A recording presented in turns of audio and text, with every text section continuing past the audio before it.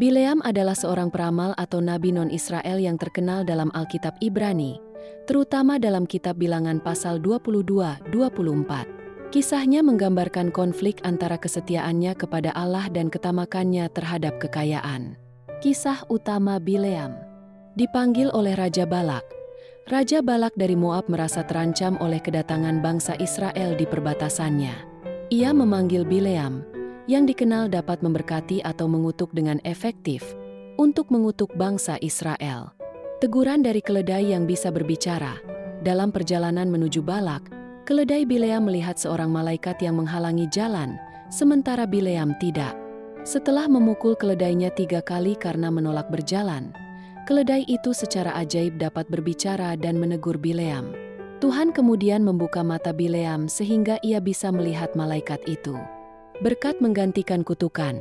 Meskipun terus-menerus didesak oleh Balak, Bileam hanya bisa mengucapkan berkat atas Israel, bukan kutukan, karena Tuhan memaksanya untuk hanya mengucapkan perkataannya. Akhir hidup. Meskipun gagal mengutuk Israel secara langsung, Bileam kemudian menasihati Balak agar mengumpankan godaan kepada bangsa Israel dengan perempuan-perempuan Moab dan Midian. Hal ini menyebabkan Israel jatuh ke dalam penyembahan berhala dan percabulan, yang mendatangkan tulah dari Tuhan. Akibatnya, Bileam akhirnya dibunuh oleh bangsa Israel dalam perang. Pelajaran dari kisah Bileam. Mengutamakan keuntungan pribadi. Kisah Bileam sering dijadikan contoh orang yang mengompromikan keyakinan spiritual demi keuntungan materi. Menyesatkan orang lain. Di kemudian hari, ajaran Bileam dikenal sebagai doktrin yang menyesatkan umat Tuhan ke dalam dosa penyembahan berhala dan percabulan. Tokoh sejarah.